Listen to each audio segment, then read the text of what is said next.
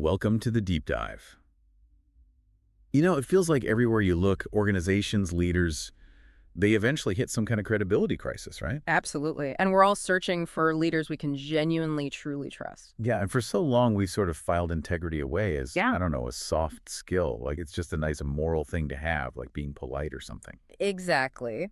But the sources we're digging into today, they really push back hard on that. They argue that view isn't just missing something, it's actually strategically damaging. Damaging. How so?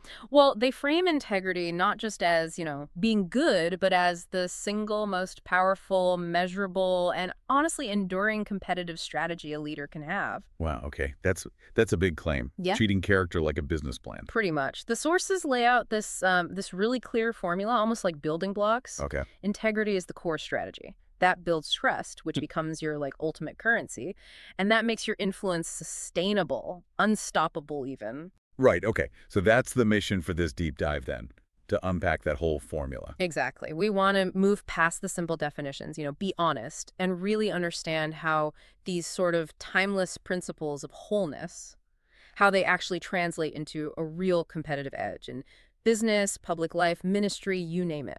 So let's start with that definition then. If integrity isn't just not lying, what is it? You mentioned wholeness. Yeah, wholeness. It's much deeper. It's about this seamless alignment.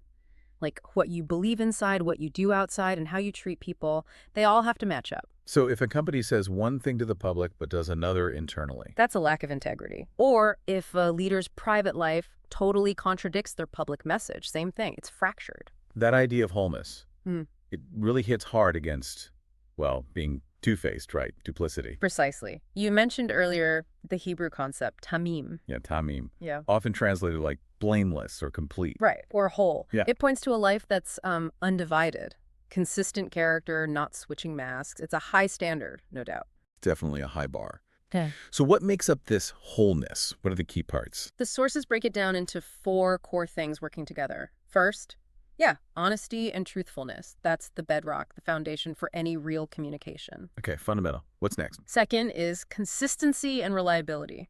Basically, your word has to mean something. If you make commitments, you follow through. Otherwise, promises are just, hot air. Makes sense. Your word is your bond.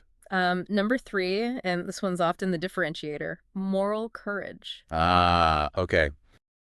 This sounds like where the rubber meets the road. It really is. It's being willing to act on your principles even when it costs you something personally, like losing popularity, maybe a big client, maybe even your job. It takes guts. It's active, not passive. A muscular virtue, as you put it. That's a good way to think about it. And the 4th piece pulls it all together, alignment. Alignment. Your walk has to match your talk. People need to see it. The second there's a gap between what you say and what you do, boom, credibility tanks. And you're saying this is especially urgent now. Hugely urgent. We are swimming in a global credibility crisis.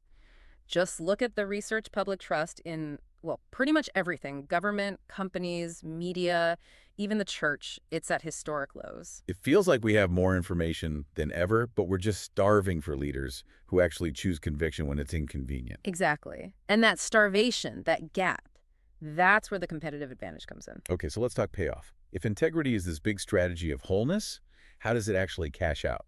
Yeah. In the real world, with deadlines and bottom lines, doesn't get it done now, always be do it right. That's the standard skepticism, right? And if integrity was just a feeling, it'd probably lose out. But the sources argue trust is the ultimate currency. And trust isn't soft, it's structural. It's the hidden engine that makes everything else work better, faster. So not just a warm, fuzzy feeling, but an actual operational advantage. Totally. Think about the spectrum. High trust environments. Things just flow. Relationships get deeper, people feel safe to innovate, you can have tough conversations without everything blowing up, influence works naturally. And it saves time and money. Big time. It lowers what they call transaction costs. Less need for complex contracts, endless monitoring, fighting fires. Things just move smoother. And the flip side, low trust. It's like a tax on everything. Every interaction is heavy, every decision gets second-guessed, people are constantly watching their backs. All that energy gets wasted on suspicion and politics instead of the actual mission. That drains momentum fast. Incredibly fast. The sources point to Nehemiah as a great historical case study. Right, rebuilding the walls of Jerusalem. Exactly. He shows up, the people are demoralized, the city's in ruins, but his leadership, It radiated moral clarity. He wasn't just telling people what to do. How so? What did he do specifically? Well, for one, he refused the governor's perks, the usual salary. He lived simply among the people. And, crucially, he called out the rich nobles who were exploiting the poor, charging them crazy interest rates. Ah, so he confronted injustice within his own team. That's moral courage right there. Textbook example. And that action instantly showed alignment. His walk matched his talk about justice and rebuilding together. And the result? Trust exploded. This demoralized, fractured group suddenly mobilized and rebuilt those massive walls in just 52 days. It's astonishing. 52 days. The lesson is timeless. Integrity builds influence way faster than sheer ambition can. And today, it's even more critical. Teams follow trust, not just titles on an org chart. In our hyper-connected, hyper-scrutinized world, credibility is the competitive edge. Okay, sounds powerful. Yeah. So why do leaders lose it? If it's such an advantage, why is integrity so fragile? The sources mention something subtle, that leaders lose integrity long before they lose their job. That's a crucial point. People just quietly stop believing. The influence evaporates internally first. Real leadership, the kind that lasts, starts where the carefully crafted image stops. So what causes that internal erosion? The source material points to these internal enemies, things that eat away at that wholeness. They call them the 4 Ps. The 4 Ps. Okay, what are they? First one is pride. You know, that deep resistance to admitting you're wrong. It makes you defensive. You start rationalizing compromises just to protect your image. Pride basically stops you from learning. Makes you unteachable. Got it. What's second? Fear, or deep insecurity. This is the whole fear of man lays a snare idea from Proverbs. It pushes leaders to make popular choices instead of principled ones. Or, maybe worse, stay silent when they should speak up against injustice because they're afraid of losing status or followers or funding. The fear of blowback. Okay, third P. Expediency. This is huge in organizations. That relentless pressure for short-term results. Cutting corners on process, on ethics, because the quarterly numbers just have to look good. You rack up this long-term ethical debt for a short-term win. Sacrificing the important for the urgent. You got it.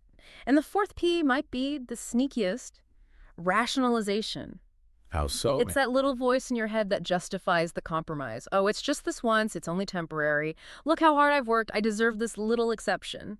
It's a psychological trick we play on ourselves, and it blinds us to how far we're drifting ethically. That's insidious.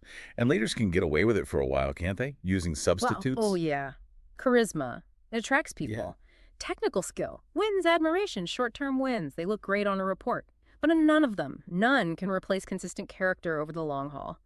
Eventually, the cracks show. So competence without character. Is a ticking time bomb. History is littered with brilliant people who imploded because that wholeness, that integrity just wasn't there. Okay, so we know the threats, these 4 Ps constantly chipping away.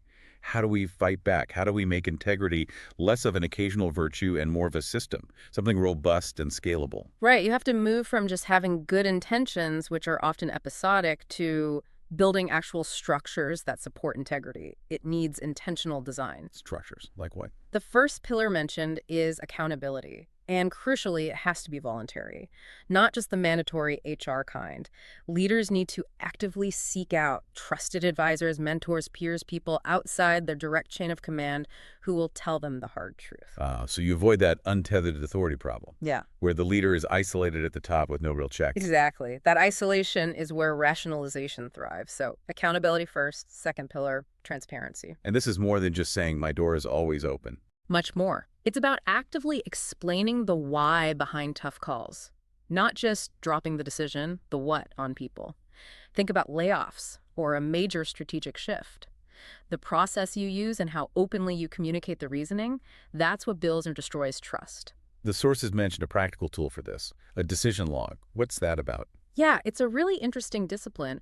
For major decisions, especially ethically tricky ones, you actually write down the rationale. What were the options? Why did you choose this one? What were the ethical considerations you weighed? Okay. So it's not just covering your back later. No, the primary value is now. It forces clarity in the moment. And sharing that process or knowing it exists builds legitimacy. People might still disagree with the decision, but they can see it was principled, not arbitrary. That builds trust even through disagreement. That makes sense. Okay, accountability, transparency. What's pillar number 3? Modeling and consistency. This is pretty straightforward, but incredibly hard. Leaders have to visibly live out the values they preach. Actions really do speak louder than words here. And this is where the toxic superstar test comes in, right? Exactly. What do you do with that person who delivers amazing results, but is, frankly, a terrible human being, undermines colleagues, breaks rules, lacks character? Yeah. If you tolerate that person because they bring in revenue or have a high profile, you've just told everyone that your stated values are meaningless. The integrity culture dies right there. The system has to show visibly that competence without character is not acceptable, even if it means losing top talent. That takes serious courage from leadership. Ties back to that moral courage point. It absolutely does. And the final pillar they discuss is anticipatory ethics. Anticipatory ethics. Yeah. Sounds like preparing for battle. Yeah. Moral wargaming. That's a great way to put it. It's the discipline of thinking through tough ethical choices before you're in the heat of the moment, before the pressure and emotions cloud your judgment. So you game out scenarios. Sort of. You pre-decide your non-negotiables. You identify those fuzzy yellow zone dilemma situations where compromise looks really tempting, and you create clear if-then rules for yourself. If I face X pressure to fudge the numbers, then I will immediately escalate to Y person or refuse. So you commit now when you're clear-headed to a specific action you'll take later when the temptation is strong. Precisely. It takes the decision out of the high-pressure moment where expediency and rationalization are most powerful. You've already drawn your line in the sand. Accountability, transparency, modeling, anticipatory ethics. Those are some solid pillars. They form a structure, right. So, wrapping this deep dive up, integrity isn't just a nice idea. It's the fundamental architecture. It's what holds up credibility, what fuels real teamwork, what multiplies your influence over the long haul. It's that invisible asset separating a flash-in-the-pan success from a truly enduring legacy. And really understanding this formula, integrity builds, trust builds influence. It gives you, the listener, a powerful lens. You can use it to evaluate leaders, organizations, potential partners. You can spot the dynamics instantly and gauge long-term strength versus short-term flash. And since we talked about how integrity is often lost through those quiet, unseen habits and compromises, maybe the real question isn't just what big scandal do you fear, but something more personal. Go on. If all your quiet habits, your small rationalizations, the little corners you cut when nobody's looking, if all that became public tomorrow, fully visible, what part of your influence, your credibility, would actually survive that spotlight? Wow, that's quite a final thought. Something to really chew on as you think about your own non-negotiables.